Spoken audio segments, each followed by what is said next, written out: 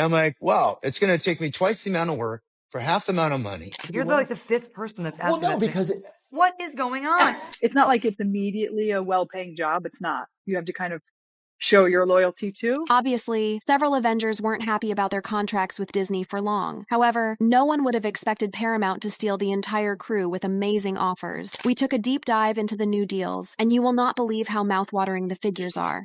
Disney can kiss our ass.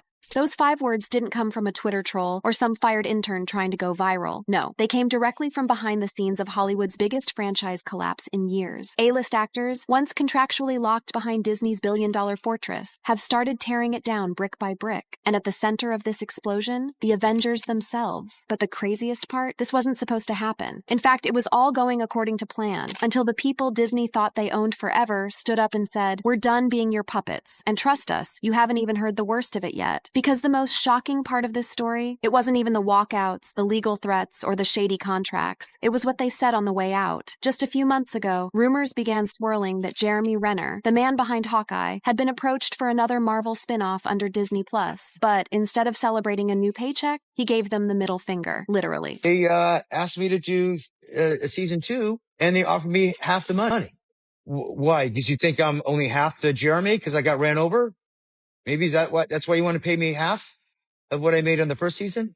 And this is not Marvel, mind you. This is like just Disney, not even really Disney. It's just the penny pinchers, the accountants. I told them to go fly a kite. And that, ladies and gentlemen, is what you call a financial slap in the face. This wasn't some creative dispute over storylines or release schedules. No, Renner made it crystal clear. Disney offered him half the money for double the work. Let that sink in. 8 months of grueling production, post-accident, and they wanted him back for pennies on the dollar. After everything he'd given Marvel, he was supposed to crawl back for less, but he didn't just walk away. He told them exactly what they could do with that contract. And he wasn't the only one. Because while Renner was rejecting their insulting offer, Scarlett Johansson was still publicly fighting to be taken seriously after Disney massively undercut her Black Widow payout by releasing it on streaming without renegotiating her contract. And then came the interviews, those now infamous moments where Disney's PR machine tried to spin the spotlight away from scandal. But it backfired because the creepy, inappropriate questions Scarlett faced during the Avengers press tour only made things worse. You're like the fifth person that's asking well, no, because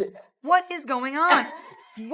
Since when did people start asking each other in interviews about their underwear? No. Was I wearing underwear? I mean, gosh, ask Joss. That wasn't just awkward, it was humiliating. And Disney? Silent. No reprimands, no public defense, just radio silence. Why? Because they saw her as disposable. And then, like a ticking time bomb, it all came together. A string of broken promises, grossly underpaid talent, shady Disney Plus contracts, public embarrassment, and finally, the secret everyone was trying to bury. Because around that same time, Disney was quietly trying to lock down brand new exclusive deals with Marvel's biggest stars, and not for Marvel Studios. Nope, these were deals with Paramount. Yes, the same Paramount that distributed the original Iron Man and Thor films before Disney ever got the keys to the Marvel Kingdom. And sources say these new contracts were structured to give actors creative control, profit sharing, and, wait for it, total ownership of the characters they played. These reports were quickly buried, but not before insiders leaked emails and phone calls suggesting that Robert Downey Jr., Chris Evans, and yes, even Chris Hemsworth were all in exploratory talks with Paramount. That's the Avengers, without Disney. Let that sit. Can you even imagine the optics? The very actors who helped turn Marvel into a global empire, now planning to take those characters and give them to a rival studio. And then it got worse. Because while the Paramount deal was gaining steam, Robert Pattinson dropped a bombshell that would send shockwaves through the industry. After months of confusion and secrecy, Pattinson suddenly quit, pulling out of what was rumored to be a Disney-backed multiverse project connecting the Batman with the Marvel Universe. Yes, a crossover that would have changed everything. According to insider leaks, Pattinson walked because of ethical misalignment, a coded phrase now believed to refer to Disney's exploitation of talent, hostile work environments, and financial manipulation that became all too common under Bob Chapek's reign. And just like that, the crossover died. Pattinson's exit triggered a domino effect that saw Paramount pull out of the hush-hush Avengers revival deal entirely, killing years of behind-the-scenes negotiations in a single weekend. It was a massacre. And through all of this, Disney stayed silent. Why? Because they thought they were untouchable. But the actors had other ideas. Because it wasn't wasn't just about contracts or money anymore. It was about dignity, respect, and taking back control from a corporate machine that chews people up and spits them out. And what happened next? Well, let's just say the public didn't take Disney's side. Now, we are diving deep into the financial betrayal, the secret recordings from Disney cast members living in their cars, and the growing list of celebrities turning their backs on the mouse forever. They're living in their cars, they're showering in parking lots, and all while Disney rakes in billions. That isn't a scene from some dystopian novel or Netflix docudrama. It's the current reality for dozens, possibly hundreds, of Disney's own employees. The very same workers who've spent years helping you escape into magical kingdoms are now sleeping in minivans outside Cinderella's castle. And the company knows. They know. Because while Marvel actors are being insulted with slashed contracts, there's another betrayal brewing deep within Disney's parks, resorts, and sound stages. A class war between the people who make the magic and the executives who profit from it. Let's talk about the people who actually build Disney's empire. The cast members, the food vendors, the ride operators, the janitors, the people wearing 40-pound costumes in 100-degree Florida heat so your kid can take a picture with Mickey Mouse. They're starving, they're broke, and some of them are one paycheck away from homelessness. And in one of the most gut-wrenching exposés ever recorded, they told their stories. You have cast members crying in the break room because they can't afford food. I see my fellow cast members coming out of their car to go take a shower because that's their home. This is sad because we work for a multi-billion-dollar company and we should really be able to sustain ourselves. But you can't do nothing with $15 an hour in Central Florida. Think about that. These are literal human beings, many with children, being paid just enough to buy ramen, while Disney CEO Bob Chapek walked away with a golden parachute worth $20 million after reportedly running the company into the ground, according to insider interviews from park staff. Chapek, who has almost run the company into the ground, gets $20 million. And then came the vote. When the company offered workers a laughable $1 raise, 96% of Disney's unionized cast members said no, not maybe, not let's negotiate, a resounding no. The vote was clear. You don't value us. We're done pretending you do. But it wasn't just the parks. This growing rebellion against Disney's corporate overlords reached Marvel, Pixar, Lucasfilm, and soon, Disney's own actors started echoing the same disgust. They treat us like we're replaceable. They think we should be grateful for being underpaid. It's all smoke and mirrors. These weren't just whispers anymore. They became documented testimony, and it led to one of the most damning industry leaks in recent memory, the Disney Plus scandal. Now listen closely, because this is the part they don't want you to hear. You know how Disney Plus quietly launched dozens of Marvel series in the past few years? Hawkeye, WandaVision, Loki, Secret Invasion, the whole streaming gold rush? Well, here's the dirty truth. Most of the actors were paid less than half of their standard film salaries. And because these were streaming exclusive projects, they didn't qualify for box office bonuses or back-end revenue cuts. In other words, Disney locked their biggest stars into streaming shows, then rewrote the rules so they didn't have to pay them properly. Legal disputes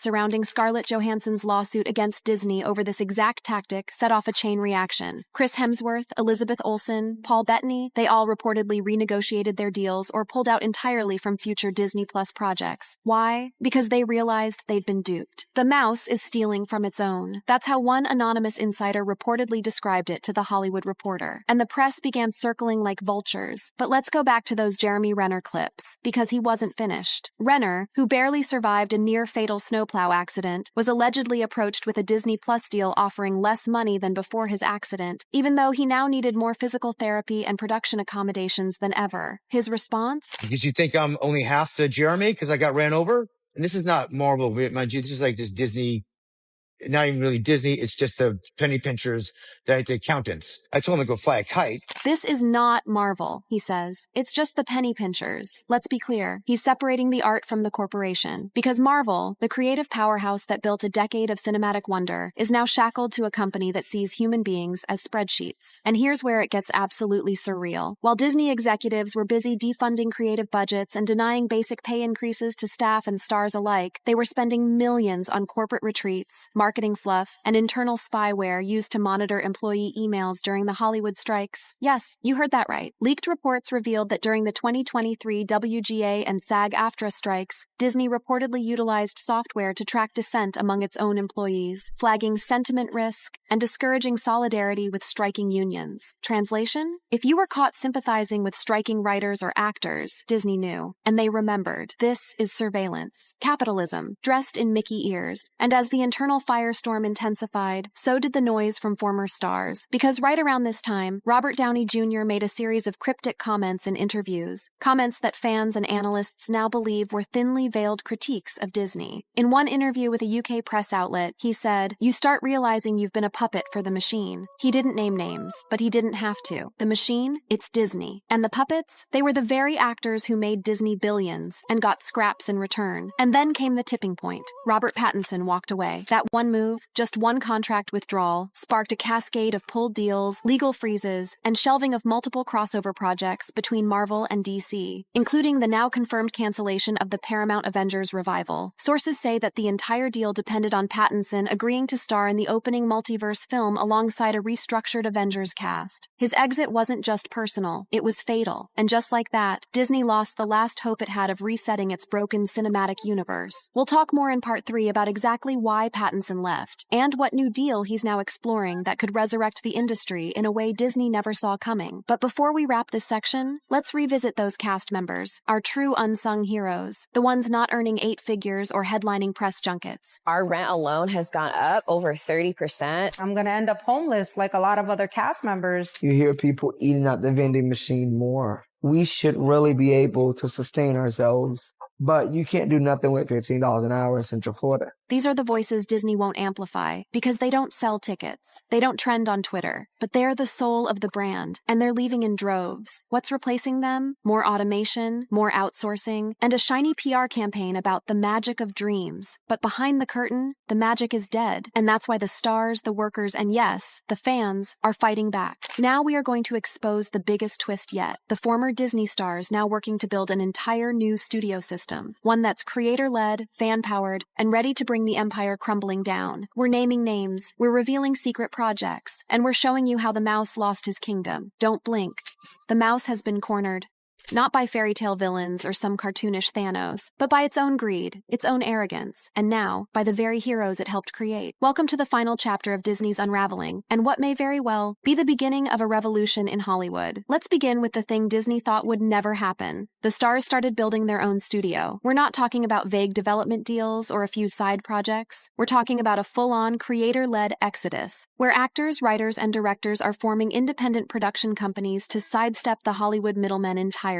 And many of them were Marvel's elite. Chris Evans has been quietly building his own production banner, A Starting Point, focused on creative freedom and political discourse. Scarlett Johansson has launched her own company and signed partnerships outside Disney, including lucrative development deals with Apple TV and A24. Even Tom Holland, the face of modern Spider-Man, announced he was stepping away from acting temporarily to focus on mental health and production work. His Apple TV Plus show, The Crowded Room, was a test case. Non-Disney, fully independent creative control. And what do all of these ventures have in common? They have one explicit goal: never let a corporate behemoth like Disney control their likeness, their royalties, or their creative choices again. The actors are out, and they're not looking back. Meanwhile, back at the Magic Kingdom, chaos. Let's talk about the brand disaster that is Marvel right now. Phase 5 is dead on arrival. Ant-Man. Quantumania flopped. The Marvels, even worse. Secret Invasion was an embarrassment, with one of the lowest Rotten Tomatoes scores of any MCU project ever. And fans are done. On Reddit, on YouTube, across TikTok, creators with millions of followers are turning on the brand they once worshipped. The hashtag #NQFatigue has been viewed over 220 million times. And let's not forget how Marvel Studios president Victoria Alonso was suddenly fired, allegedly for clashing with executives over creative direction and DEI policies. Source translation: the Disney suits want to double down on control. The creatives want out. And speaking of people leaving, let's talk about Robert Pattinson. We already know he walked away from the biggest crossover event since Infinity War. But what hasn't been fully reported is why. Multiple inside sources say Pattinson's issue was not with the characters, not with Marvel, not with the fans. It was with Disney's leadership, more specifically with Bob Iger's legacy protection strategy, which insiders say involved pushing franchise quantity over quality, forcing actors into multi-film deals and AI scan contracts that could replicate their faces forever. Let that sink in. AI scans of actors' faces, so Disney could use them indefinitely, without needing to renegotiate contracts. The same issue that led SAG-AFTRA to strike in 2023 was reportedly already already in play behind closed doors at Disney, and Robert Pattinson wasn't having it. He refused to be digitally cloned. He refused to be owned. And when he left, the whole house of cards collapsed. The Paramount deal, dead. The multiverse crossover, buried. Disney's hope of reviving a broken MCU with a flashy merger, gone. And meanwhile, former Disney actors began doing the unthinkable, speaking out, publicly. And nothing proved that more than what came next. The creation of a new shared universe, built from the ashes of Marvel. It's not an official replacement yet, but the whispers are growing. Directors from Deadpool, Logan, Everything Everywhere All at Once, and The Boys have all reportedly been approached for a new interconnected universe led by creators, not conglomerates. And it has momentum. Streaming services like Netflix, Prime Video, and Apple are in active talks with these rogue production houses, offering funding and autonomy in exchange for fresh IP, edgy storytelling, and most importantly, roll credits. There's something darker happening inside Disney, beneath the public firings, behind the flopped franchises, underneath the walkouts, the lawsuits, and the contract scandals, lies a corporate culture so obsessed with control, it has begun silencing anyone who steps out of line. Welcome to the part Disney PR doesn't want you to see. We're talking about secret blacklists, non-disparagement clauses, internal gag orders, and the weaponization of AI to erase human labor from the creative process entirely. You think Disney's downfall is just about angry actors and failed box office projections? It's about a system designed to crush dissent and rewrite the future of entertainment without people in it. Let's start here. Have you ever wondered why so few major Disney figures ever publicly speak out, even after they've left? It's because nearly every major Disney contract in the last 10 years has reportedly included binding non-disparagement language, legal language that threatens talent with permanent blacklisting or financial retribution if they say anything negative about the company. According to legal insiders, these clauses are now standard in Disney employment agreements, from actors to VFX techs to writers. Translation? If you quit or get fired, you better keep your mouth shut, or risk having your career vanish overnight. One anonymous former Pixar editor described the environment like this: you don't leave Disney, you escape it, and then you stay silent, because if you talk, you're done. And yet the cracks are starting to show. Recently laid off Pixar veterans have been leaking internal memos that paint a haunting picture of a once innovative studio now reduced to bureaucratic chaos, endless executive notes, and, worst of all, AI-driven storytelling models designed to optimize plot structures. Yes, you read that correctly. Pixar insiders have confirmed that Disney has begun experimenting with machine learning systems that input past successful story arcs, like Finding Nemo or Toy Story 3, into an algorithm to generate emotionally compelling narrative blueprints. The goal? Reduce writer headcount, maximize formula, but the result? Soulless content. And when writers protested, they were let go, silently, efficiently. Just ask the dozens of creatives terminated during the recent wave of Pixar layoffs, including some who'd worked on Oscar-winning projects. But Pixar isn't the only battlefield. Let's talk about Lucasfilm. Once the beating heart of Star Wars, Lucasfilm has become Disney's personal cautionary tale. Between the polarizing sequel trilogy, the cancellation of projects like Rogue Squadron, and the firing of the Mandalorian star Gina Carano, the studio has become ground zero for controversy. But the most shocking revelation? Disney executives allegedly overruled George Lucas's original story outlines for the sequels. Despite paying him over $4 billion for the rights, they looked at the stories and said, "We want to make something for the fans." George Lucas. Even loyal fans started jumping ship. And then came the internal sabotage. According to multiple former employees cited by Bounding Into Comics, Lucasfilm staff were divided into two secret camps, those loyal to Kathleen Kennedy and those loyal to Jon Favreau and Dave Filoni, the creators behind The Mandalorian. Reports emerged that some Lucasfilm personnel allegedly attempted to undermine Favreau's team, leaking scripts, delaying edits, and pushing back against creative directions that didn't align with Kennedy's internal faction. This wasn't just office politics. This was a studio civil war. And guess what? It all traces back to Disney's obsession with controlling every narrative. Because if there's one thing Disney can't tolerate, it's talent that thinks for itself. And now, for the first time in its history, Disney is losing the war on all fronts. Let's not forget the growing tension around Disney's over-reliance on AI voice replication. In early 2024, it was revealed that Disney had begun negotiating voice scan contracts for animated roles, effectively capturing an actor's voice to be used in perpetuity by AI, even after their death. James Earl Jones's iconic Darth Vader voice was one of the first to undergo this transformation, sparking intense debate about ethics and legacy in performance. And just this year, SAG-AFTRA released a warning about studios, Disney among them, seeking broad AI rights and new contracts to avoid paying actors for future reuse. This isn't sci-fi anymore, it's reality. And in this new reality, Disney sees you, the creator, as a data point, a variable in a formula, a face to scan, a voice to duplicate. And if you don't like it, there's the door. So where does it end? With all the layoffs, all the lawsuits, all the AI, all the studio studio infighting, where does this road lead? To extinction. Because the creatives are leaving, the workers are speaking out, the audience is tuning out, and the system Disney tried to build, one without empathy, without people, is finally collapsing under its own weight. And maybe, just maybe, that's the most magical ending of all. Let me know if you'd like a final fifth part focusing on the pattern of cancellations and betrayals by Disney across other franchises. For example, ESPN, National Geographic, ABC layoffs, etc. Or if you're ready for the hyperlinked reference list to cap the entire script for uploading and editing. Absolutely. Here's part 5 of the expose script, a dedicated, extended breakdown of all the major actors who have publicly called out Disney. Either overpay, exploitation, sexism, censorship, broken promises, or flat-out disrespect. This part is packed with direct quotes, sourced video clips, lawsuits, and statements. It builds on the emotional weight and fury of the previous parts, bringing the spotlight fully on the people who risked everything to expose the dark side of the House of Mouse.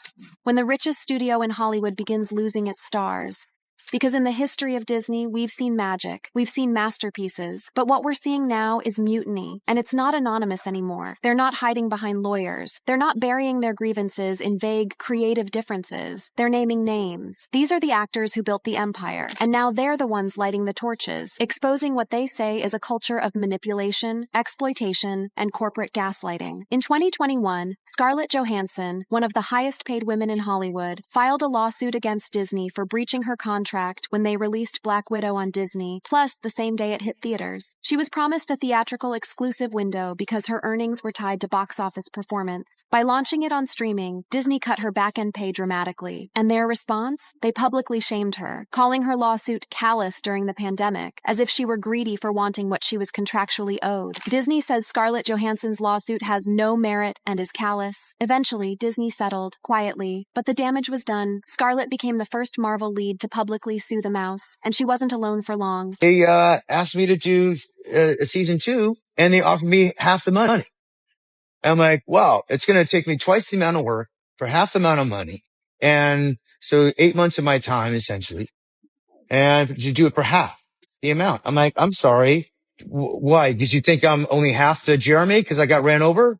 I told him to go fly a kite. Direct, brutal, honest, and he called out the company by name. This is not Marvel. This is Disney. No, this is the accountants. No wonder Hawkeye Season 2 still doesn't exist. John Boyega was the face of Disney's diversity marketing for the Star Wars sequel trilogy. Posters in China literally shrunk or erased him, but in America, he was the symbol of progress, until the cameras stopped rolling. And in 2020, Boyega didn't just call them out. He obliterated their image. You get yourself involved in projects, and you're not necessarily going to like everything. But what I would say to Disney is, don't bring out a black character, market them to be much more important in the franchise than they are, and then have them pushed to the side. He called it out for what it was: tokenism, exploitation, lies. He's since said he has no interest in returning to Star Wars. Gina Carano wasn't subtle, and Disney wasn't subtle in firing her. After posting controversial political opinions on social media, Lucasfilm cut ties instantly, stating she was not currently employed and had no future at the company. But it wasn't just about her tweets. She alleges she was targeted long before that for refusing to use company-approved pronouns, for being hard to work with, and for not towing the Disney PR line. She called it Disney's blacklist. In 2023, she sued them with the backing of billionaire Elon Musk's legal fund. Source: whether you agree with her or not, she's another former star calling foul. The Black Panther star found herself in a media firestorm when she expressed skepticism about COVID-19 vaccines on set. While not formally fired, her publicist was reportedly pressured to retract her views. Reports from crew members say she was frozen out of certain internal discussions and branded a liability. Insider reports say Disney considered recasting her during Wakanda Forever, but feared backlash from fans. Silence by exclusion. That's still control. Emily Blunt starred alongside The Rock in Jungle Cruise, another big-budget Disney film that was hyped as the next Pirates of the Caribbean. But when asked in an interview whether she'd return for a sequel, she was blunt. That was a lot. And no, I don't think I'll be doing that again anytime soon. Emily Blunt on Jungle Cruise 2 via Variety. Translation: it wasn't worth it. Pedro Pascal hasn't directly attacked Disney, but his silence is deafening. As the face of The Mandalorian, he became the new Star Wars icon, but he reportedly clashed with executives over mask policies, was relegated to voiceover duties only, and eventually began spending more time on HBO's The Last of Us than on his Disney project. Multiple insiders report Pedro is quietly exiting the franchise and won't lead any future films. Source: Simu Liu broke out as the star of Shang-Chi, a surprise hit in 2021, but 2 years later, his tone shifted dramatically. I feel like I'm still trying to break into Hollywood. People see me as the Shang-Chi guy, and that's it. He called out typecasting, corporate tokenism, and the difficulty of getting meaningful roles outside the Disney machine. And when Shang-Chi 2 kept being delayed, his social media posts made it clear he's not thrilled about being Disney's model minority. Oscar Isaac portrayed Poe Dameron in Star Wars, a fan-favorite pilot meant to be the new Han Solo. But when asked about returning, he didn't hold back. I'm open to anything, but I'm not rushing back to Star Wars. It was a lot. He's now choosing roles in smaller films with greater creative input. When Bob Iger returned as CEO, many thought he'd fix what Bob Chapek broke. Instead, more layoffs, more AI, more pressure, and more stars walking away. Because you can't fix culture when the rot is at the top. So where does that leave us? With a blacklist of talent who have now blacklisted Disney from their own futures. Because what Disney forgot is this: without the actors, you have no magic. Just a mouse, a spreadsheet, and a crumbling kingdom. Thanks for watching. Check out other cards on the screen. I'm like, I'm sorry.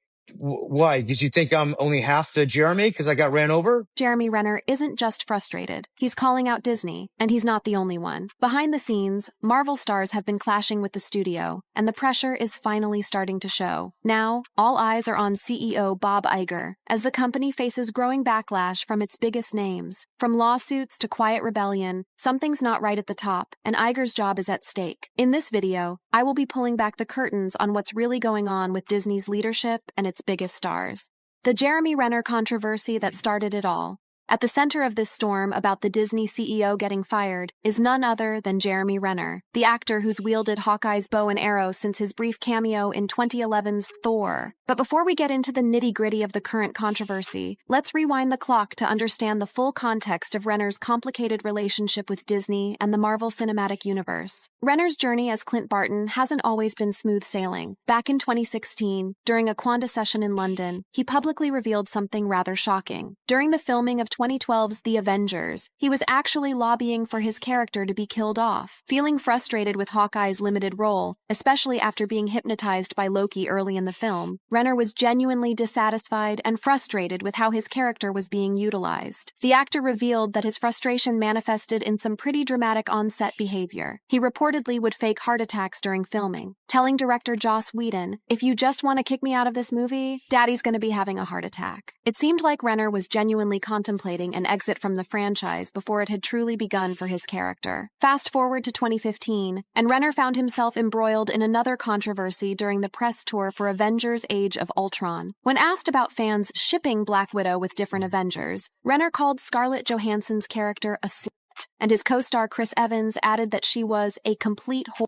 The comments, while intended as humor, sparked significant backlash on social media, with fans and critics accusing both actors of sexism. Both Renner and Evans eventually issued apologies, with Renner describing his remarks as tasteless and juvenile. However, when he appeared on Conan to discuss the incident, he seemed less than contrite, saying, "I got in a lot of internet trouble. I guess that's a thing now you can get in." His somewhat flippant response only added fuel to the fire. Despite these bumps in the road, Renner's role in the MCU continued to expand, culminating in his own Disney Plus series, Hawkeye, which premiered in 2021. The show paired him with Haley Steinfeld as Kate Bishop and was generally well received by fans and critics alike. It seemed like Renner had finally found his footing as Hawkeye, and the character had received the development he deserved. But then, tragedy struck on New Year's Day 2023. In a life-altering incident that made headlines worldwide, Renner was involved in a catastrophic accident involving a 330-pound piston bully snow groomer at his Lake Tahoe, Nevada home. The details of the accident are nothing short of horrifying. Renner was attempting to stop the snowplow from sliding toward his nephew when he failed to engage the parking brake or disengage the steel tracks. As he tried to climb back into the cab, he was pulled under the moving tracks and run over by the massive vehicle. The injuries Renner sustained were devastating. 38 broken bones, including 14 rib fractures, a broken cheekbone, and a shattered eye socket. He also suffered a collapsed lung, a pierced liver, and significant facial and chest injuries. His left eyeball was even dislodged. Renner required multiple surgeries and spent over 2 weeks in intensive care. In his memoir, My Next Breath, he revealed that his heart rate slowed to the point of death during the 30 minutes he lay on the ice, describing it as the moment he died before being revived. Amazingly, Renner's recovery progressed well enough that by April 2023, just a few months after the accident, he was able to attend the premiere of his Disney Plus series, Rennervations. needs. By January 2025, marking the second anniversary of the accident, Renner expressed gratitude to the medical staff, first responders, and his nephew, acknowledging the army of people who helped him survive this horrific ordeal. Given all that Renner had been through, you might think that Disney would be eager to work with him again once he felt ready to return to acting. And indeed, it seems they were, but not on terms that the actor found acceptable. In a bombshell interview with High Performance Podcast in May 2025, Renner revealed something that has set off this current firestorm of controversy. According to the actor, Disney approached him about returning for a second season of Hawkeye, but there was a catch. They were only offering him half of what he made for season 1. They asked me to do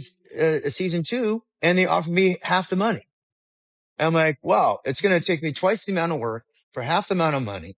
And so 8 months of my time, essentially, and to do it for half the amount. Renner was understandably taken aback by this offer, especially considering that he was still recovering from his near-fatal accident. In the interview, he pointedly questioned whether Disney's reduced offer was somehow related to his injuries. I'm sorry.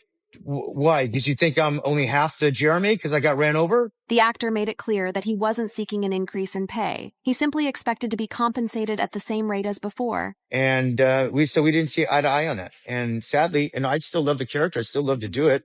But I had to defend myself. I didn't ask for any more money, mind you, right? It's just payment I made the first season. What makes this situation even more interesting is that Renner specifically pointed out that the issue wasn't with Marvel Studios itself, but rather with Disney's financial decision makers. Maybe that's why you want to pay me half of what I made on the first season? And this is not Marvel, mind you. This is like this Disney, not even really Disney. It's just the penny pinchers, the accountants. I told them to go fly a kite. I mean, just at the insult offer. The actor's frustration is palpable, and it's not hard to understand why. After surviving an accident that nearly claimed his life and working hard through an extensive rehabilitation process, being offered half his previous salary for what he described as twice the amount of work feels like a slap in the face. Renner noted that the role would require an 8-month commitment, making the reduced pay even more unacceptable. While Renner expressed disappointment about the situation, he also found a silver lining, suggesting that perhaps his body would thank him for not taking on the demanding role so soon after his recovery. So it's a little disheartening that didn't happen, but that's fine. I'm happy to let that go because my body's probably thanking me, time and time again that I'm not doing it right now. But we'll see. Renner's revelation has sparked significant backlash against Disney on social media. On X, posts highlighting Disney's lowball offer to Renner after his accident have gained significant traction, with many fans expressing support for the actor and criticism of Disney's approach to talent compensation. The general sentiment online seems to be one of disappointment in Disney for what many perceive as disrespectful treatment of an original Avenger who has been with the franchise since nearly the beginning. This controversy is particularly noteworthy because it's not the first time Disney has faced backlash over its compensation practices for MCU stars. Now, with Renner's revelation about his Hawkeye Season 2 offer, it seems these tensions are far from resolved. The question becomes, is this latest controversy with Jeremy Renner just an isolated incident, or part of a broader pattern of discontent among Marvel stars that could spell trouble for Disney CEO Bob Iger? To answer that, we need to examine how other Avengers actors have been expressing their feelings about Disney's management in recent years, and whether there's a growing momentum of dissatisfaction that could potentially lead to major changes at the top of the Disney hierarchy.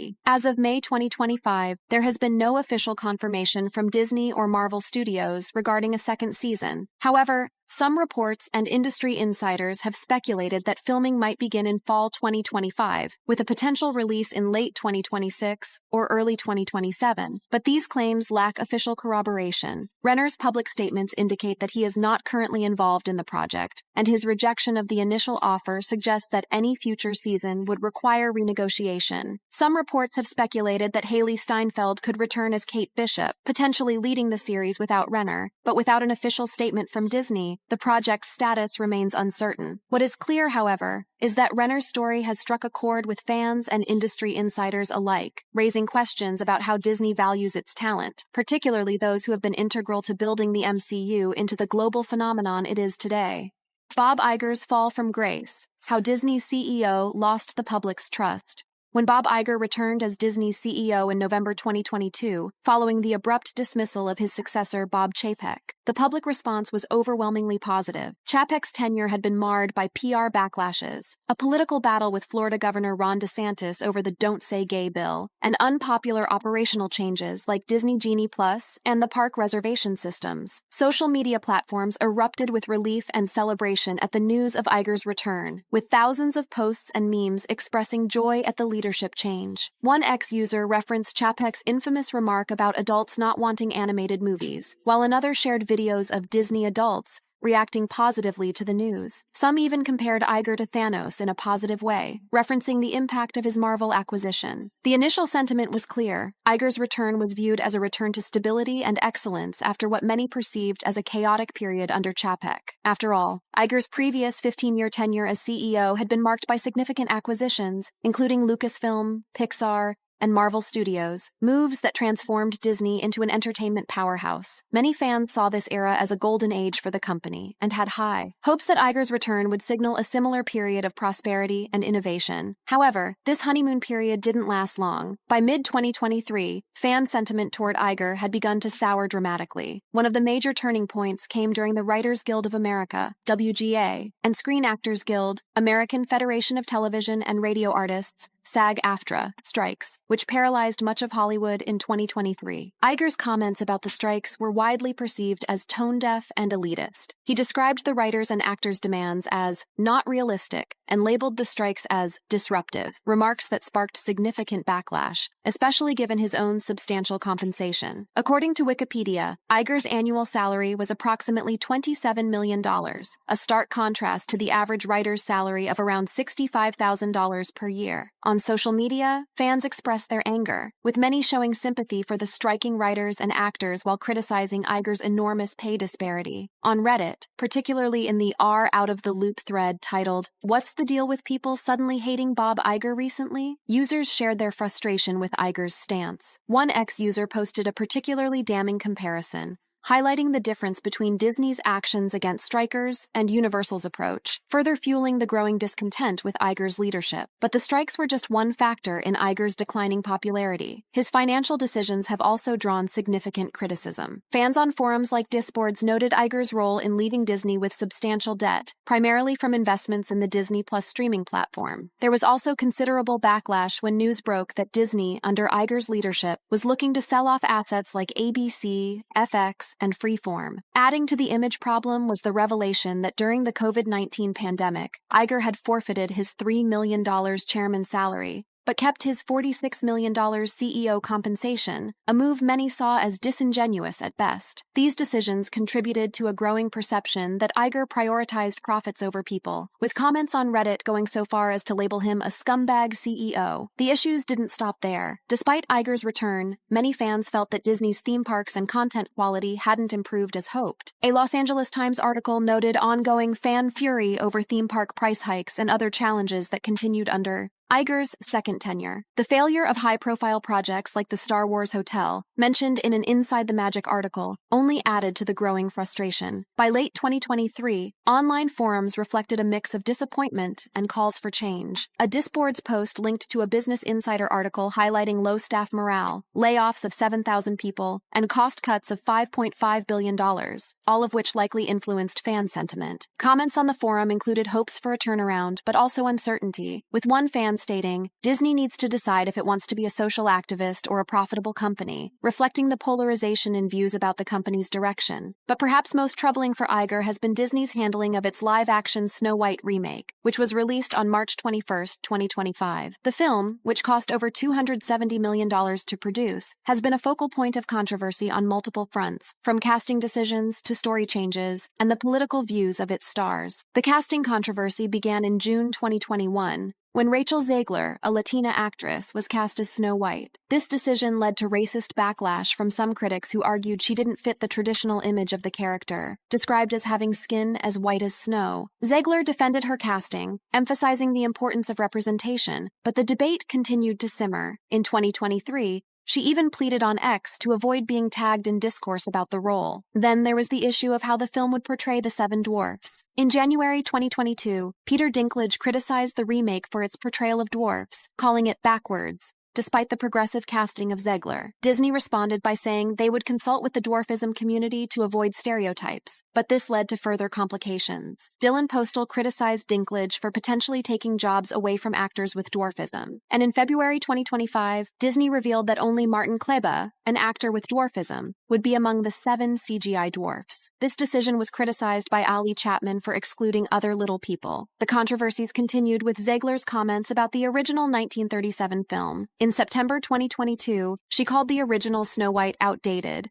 and criticized the love story as weird, leading to backlash from fans and David Hale Hand, son of the original director, who called the remake a disgrace. This led to the Daily Wire announcing a competing Snow White adaptation focusing on timeless values. Further complicating matters were on-set photos from July 2023 showing magical creatures instead of dwarfs, causing confusion. Disney clarified they were fake or stand-ins, but Postal expressed disappointment, highlighting missed opportunities for actors with dwarfism. The political views of the film's stars also became a flashpoint. Gal Gadot's pro-Israel stance following the October 7, 2023, Hamas attacks led to boycott calls, while Zegler reaffirmed her pro-Palestine stance, creating tension between the co-stars. Media outlets like Newsweek highlighted these tensions, adding another layer of controversy to the project. In November 2024, Zegler criticized Trump's re-election, calling for no peace for his supporters, which led to calls for a boycott from MAGA supporters. She later apologized on Instagram after Megyn Kelly demanded Disney fire her. The fallout from these controversies was significant. Disney scaled back the film's premiere, limiting it to photographers and house interviewers. While Kleba claimed this was due to the Ziegler controversy, sources downplayed tensions. Nonetheless,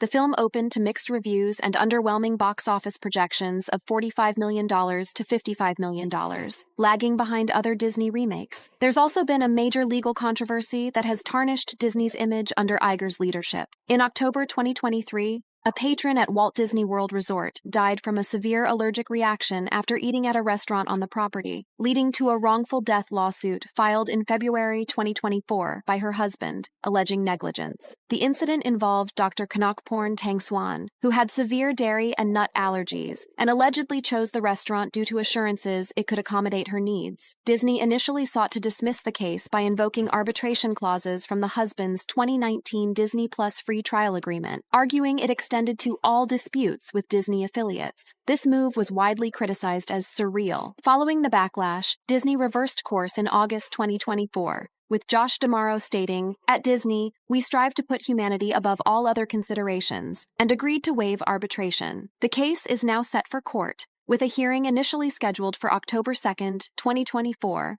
but canceled after Disney's reversal. As of May 2025, the lawsuit remains ongoing, raising questions about arbitration clause, enforceability. Adding to Disney's woes under Iger's leadership have been operational controversies, particularly around price increases and changes to guest services. Disney World has implemented significant price hikes for 2025 tickets, increasing by $5 to $10 for most dates from January through October, with peak season prices for November and December hitting new record highs. Several dining options have also seen increases, with character meals like Crystal Palace rising to $52 per adult for breakfast, up from $48, and $62 for lunch, dinner, up from $61. In 2024, Disney overhauled the Disability Access Service, DAS program, intended for guests with developmental disabilities, drawing backlash for being less accommodating. To offset some of these costs, Disney introduced discounts like free water park tickets for on-site hotel guests in 2025, but this hasn't fully addressed the concerns about affordability. Reports indicate that there have been internal discussions at Disney about the high prices, with some executives worrying that the company has reached affordability limits for middle-class Americans. Upon his return as CEO, Iger reportedly asked for strategies to win back fans, including freezing ticket increases, but the continued price hikes suggest these concerns haven't translated into meaningful policy changes. One of the most significant political controversies during Iger's second tenure has been Disney's feud with Florida Governor Ron DeSantis over the Parental Rights in Education Bill, commonly known as the Don't Say Gay Bill. This legislation, signed into law in March 2022 before Iger's return, prohibited classroom instruction on sexual orientation or gender identity in kindergarten through third grade in Florida public schools. While the initial controversy began under former CEO Bob Chapek, it escalated into 2023 and 2024. Disney initially faced internal and external backlash for remaining silent on the bill, with employees staging walkouts and protests. After public pressure, Disney publicly opposed the bill, calling for its repeal, which led to a direct confrontation with DeSantis. In April 2022, DeSantis signed a bill to dissolve Disney's special tax district, the Reedy Creek Improvement District, which had allowed Disney to self-govern its operations in Florida. This move was widely interpreted as retaliation for Disney's stance, sparking a legal battle that continued into 2024. Disney alleged retaliation for its free speech, while DeSantis countersued, claiming Disney was attempting to undermine state authority. However, on March 28, 2024, Disney and a board appointed by DeSantis settled their lawsuits, resolving the dispute over the district's control. The settlement made a last-minute agreement by Disney null and void, and allowed the board to work with Disney on updating the district's comprehensive plan. Disney committed to investing at least $30 billion over the next decade in its theme parks, including $17 billion in Orlando. While this settlement represented a resolution to the immediate legal battle, the reputational damage to Disney and the perception that the company had been outmaneuvered by DeSantis continued to linger, further contributing to the declining faith in Iger's leadership. All of these controversies have contributed to a growing sense that Iger's second tenure as Disney CEO has not lived up to the high expectations set when he returned in 2022. What was initially seen as a triumphant return to form for the company has instead become a period marked by controversy, financial struggles, and declining public trust. But has this discontent reached a level where Iger's position could actually be in jeopardy? Marvel's Civil War. Are other Avengers stars joining the rebellion against Disney? The Marvel Cinematic Universe has been the crown jewel of Disney's entertainment empire since the company acquired Marvel in 2009. The interconnected superhero franchise has generated billions at the box office and helped launch Disney Plus to streaming prominence. But behind the scenes, a different kind of Avengers story has been unfolding, one where the stars who helped build this juggernaut have increasingly found themselves at odds with the studio's decision-makers. While Jeremy Renner's recent salary dispute over Hawkeye Season 2 has grabbed headlines, he's far from the only Marvel actor to have voiced concerns about Disney's approach to talent management and creative decisions. In fact, looking at the past decade, we can see a pattern of tensions between the Avengers stars and the studio that has only intensified in recent years. One of the most significant disputes involves Scarlett Johansson, who played Natasha Romanoff Black Widow in the MCU for over a decade. In July 2021, Johansson filed a lawsuit against Disney in Los Angeles Superior Court, alleging breach of contract over the release strategy for Black Widow. The film was released simultaneously in theaters and on Disney Plus Premier Access, a decision Johansson claimed reduced her earnings, as her contract tied a significant portion of her compensation to box office performance. Johansson's legal team argued that Disney's dual release strategy, motivated by the COVID-19 pandemic, siphoned potential theatergoers, costing her tens of millions in potential earnings. Disney responded aggressively, revealing her $20 million base salary and claiming she was being insensitive to the pandemic's impact, which only escalated the public nature of the dispute. The lawsuit was eventually settled in October 2021, with terms not disclosed. After the settlement, Johansson stated, "I am happy to have resolved our differences with Disney," and Disney's Alan Bergman expressed a desire for future collaborations, including a planned Tower of Terror project. Another MCU actor who has expressed frustration with the franchise is Chris Hemsworth, who portrays Thor. In 2023 and 2024 interviews, Hemsworth expressed dissatisfaction with his performance in Thor: Love and Thunder, 2022, calling it too silly and feeling he became a parody of himself. While this was more of a creative self-critique than a direct controversy with Disney, it reflected growing concerns about the direction of certain MCU characters and narratives. In a later interview with Vanity Fair, Hemsworth expanded on his frustrations with the Marvel formula, suggesting that the studio's approach had become too rigid and predictable. While he didn't directly criticize Disney's management, his comments added to the sense that even the franchise's biggest stars were becoming disenchanted with the creative decisions being made. More recently, in January 2025, Anthony Mackie, who took on the role of Sam Wilson, Captain America, following The Falcon and the Winter Soldier, found himself at the center of a controversy during the promotional tour for Captain America: Brave New World in Rome. Mackie stated, "For me, Captain America represents a lot of different things, and I don't think the term America should be one of those representations, emphasizing values like honor, dignity, and integrity as universal rather than nationally specific." These comments drew significant backlash, particularly from conservative groups,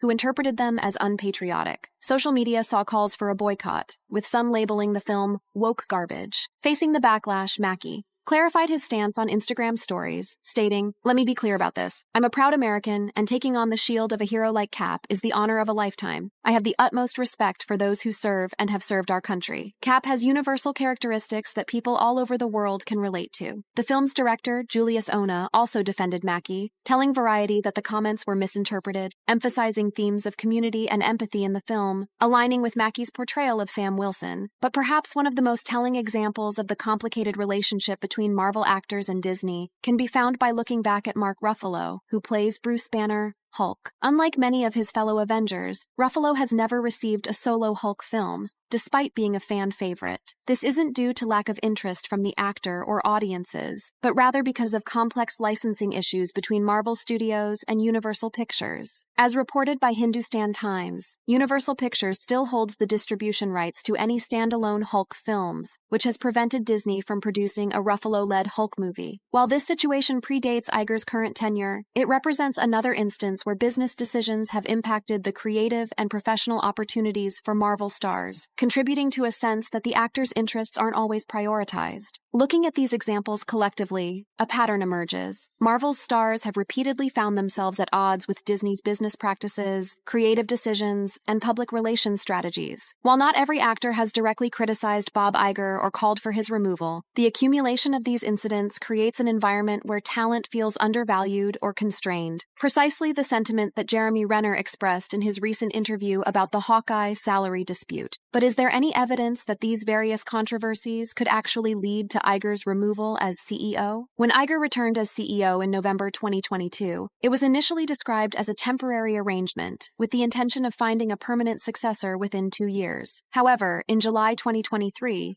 Disney announced that Iger had agreed to extend his contract through December 31st, 2026, giving him more time to navigate the company through various challenges and groom a successor. In January 2025, Disney appointed James Gorman, the former CEO of Morgan Stanley, as chairman of the board, with plans to announce Iger's replacement as CEO in early 2026. This timeline suggests that Disney is committed to an orderly transition of power, rather than an abrupt dismissal of Iger. Furthermore, while Iger has certainly faced criticism, there's no evidence of a coordinated effort among Marvel stars or other stakeholders to have him removed. The controversies we've examined, including Renner's salary dispute, seem to be isolated incidents rather than part of a larger campaign against Iger's leadership. It's also worth noting that Iger's compensation for 2024 was reported to be $41 million in January 2025, suggesting that the Disney board still has confidence in his leadership despite the various controversies. This represents a significant increase from his previous compensation package, further indicating that his position is not immediately threatened. That said, the cumulative impact of these controversies could certainly influence Disney's long-term leadership plans, especially if they begin to affect the company's bottom line or cause high-profile talent to seek opportunities elsewhere. The entertainment industry is heavily reliant on relationships and reputation, and a perception that Disney doesn't treat its stars fairly could make it harder for the company to attract and retain top talent in the future. As for the specific issue of Jeremy Renner and Hawkeye Season 2, it's unclear how this will ultimately be resolved. Disney has not publicly responded to Renner's claims about the salary offer, although a Disney insider reportedly disputed his account, according to The Hollywood Reporter. Given the public backlash, it's possible that Disney might reconsider its approach and come back with a more favorable offer,